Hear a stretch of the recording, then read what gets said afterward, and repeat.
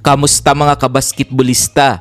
Tinambakan ng Benilde Blazers ang GRU Heavy Bombers 80-65.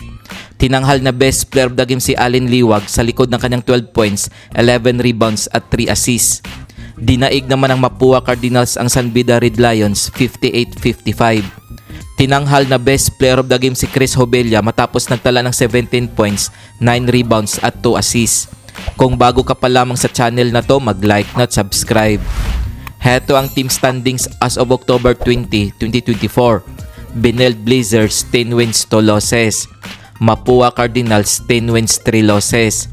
San Beda Red Lions 8 wins 5 losses. LPU Pirates 6 wins 6 losses.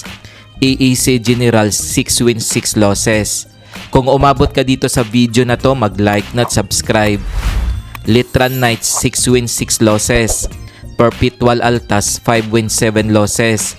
Arellano Chiefs 4 wins 8 losses. GRU Heavy Bombers 3 wins 9 losses. San Sebastian Stags 3 wins 9 losses. Heto ang mga laro ngayong October 22, 2024. Maglalaban ang Litran Knights at San Sebastian Stags alas 11 ng umaga. Magtutuos naman ang Perpetual Altas at Arellano Chiefs alas 2:30 ng hapon. Kung nagustuhan mo ang video na to, mag-like na at subscribe.